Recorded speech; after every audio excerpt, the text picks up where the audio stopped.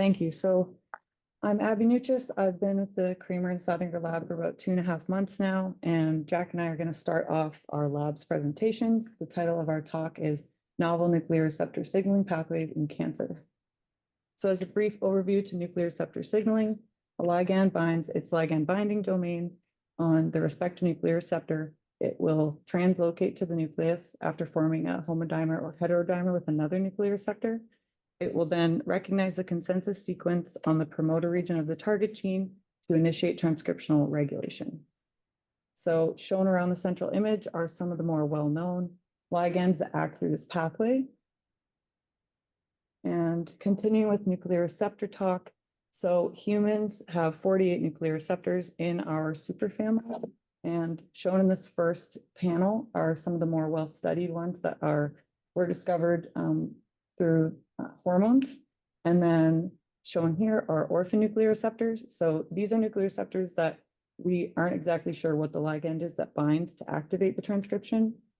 And then there are also adopted orphan nuclear receptors. So these are nuclear receptors that were previously orphan nuclear receptors, but we have since, through research, discovered one or more ligands that bind to activate downstream transcriptional regulation. Two that we're going to discuss further are PPAR gamma and PXR. So throughout our talk and my colleagues' talks, you guys are going to hear a lot about rifampicin and SR12813. These are two known PXR agonists that work through the mechanism that was shown on the first slide.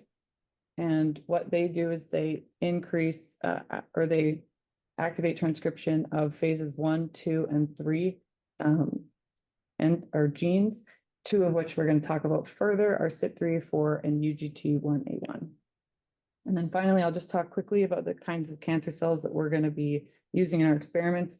LS180s are colorectal cancer cells. CV1s are large T transformed fibroblasts from African green monkey kidneys. And then as we are a breast cancer lab, we'll use MB231s, T47Ds, and MCF7s. And if one of us discusses an experiment using this, they'll try to let you guys know about the hormone profile, because the differences between these three is that they have different expression of hormones. So the data that I'm going to be presenting is based off of this NGS data generated by Dan Brobst, our research associate. So he had an experiment using colorectal cancer cells, so the LS180 cell line, where he treated them with either nothing as the control, DMSO as a vehicle control, SR or rifampicin. And what we're looking at here in this heat map is a comparison in the top 30 differentially expressed genes between vehicle and SR treated cells. Dr. Stodinger looked at this list. He saw a couple genes that we expected to be upregulated and a couple that we weren't really sure about. So I wanted to confirm this with quantitative real-time PCR. And what we found was that CYP3A4 and UGT1A1 were both significantly induced by both rifampicin and SR. That's expected. These are prototypical target genes of PXR. What wasn't expected was these 5 genes that were found to be induced by SR only. So this is demonstrating that there are some off-target effects of PXR agonists. So just to summarize this first part, we know that PXR is intimately involved in drug metabolism in the liver. What we have since discovered is that the off-target effects include the cell cycle regulation, glucose, and lipid metabolism. And now Jack's going to get into the experiments we did to look at that. Thank you, Abby. So I will build off that data that Abby just showed of the off-target effects of SR. But before I do that, I just wanted to briefly go over an assay that we utilize quite a bit in this lab. This is our reporter gene assay. It's made up of 3 main steps, the first being a lipid-mediated transfection of a PXR plasmid, and then co-transfected in, usually as a variable, is a mix of cofactors that we use. Also co-transfected in is a reporter gene. This reporter gene has an XREM site, and what this is a PXR-specific DNA binding site. It's made up of response elements derived from a canonical PXR target gene, CYP3A4, all upstream of a luciferase cassette that we use as a readout. Second step is treatment. We treat these with typically rifampicin or SR. These are known PXR agonists, but you could use any drug that you're interested in. And then we do a luciferase plate readout. in order to quantify PXR activation. So this next slide is data that we generated from this assay in different cell lines. On the left here are LS180s, and Abby briefly talked about these. These do express endogenous PXR. You can see here in the double negative group, although it's greatly overshadowed by the plus exogenous PXR and plus cofactor groups.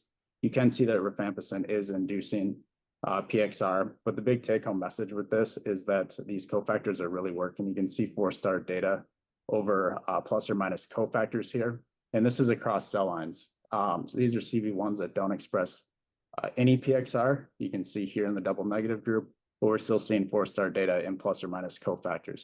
So this is a really powerful assay. It gives us the opportunity to investigate subtle, yet possibly biologically relevant differences in PXR activation.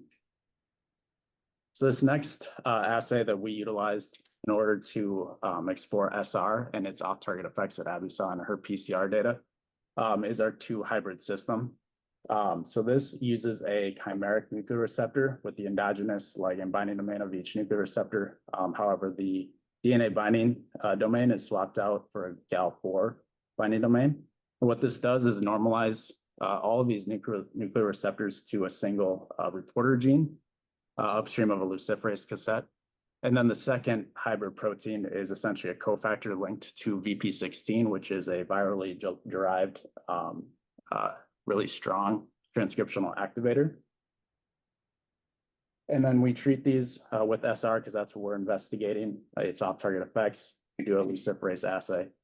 And then over here is the panel of chimeric nuclear receptors that we use to screen SR. This is the data from that.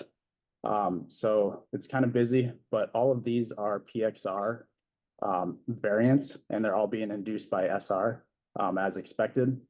Interestingly, we found that PPAR gamma is likely the culprit of the off-target effects that Abby saw in the PCR.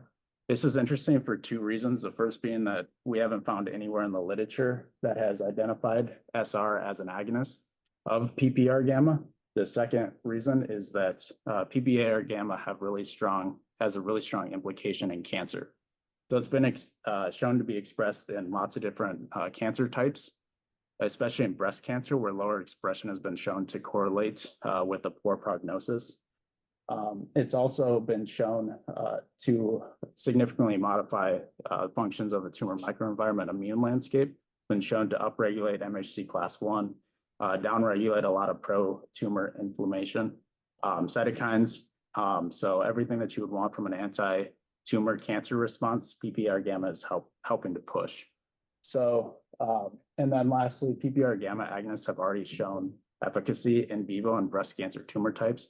So we're really excited about where this is going. We have a lot of experiments set up in the near future to further explore this. So with that, we will move on with the other people in our lab, but we would just like to thank especially the NIH for funding, and then obviously Dr. Sottinger, Dr. Kramer, and everyone else in the lab.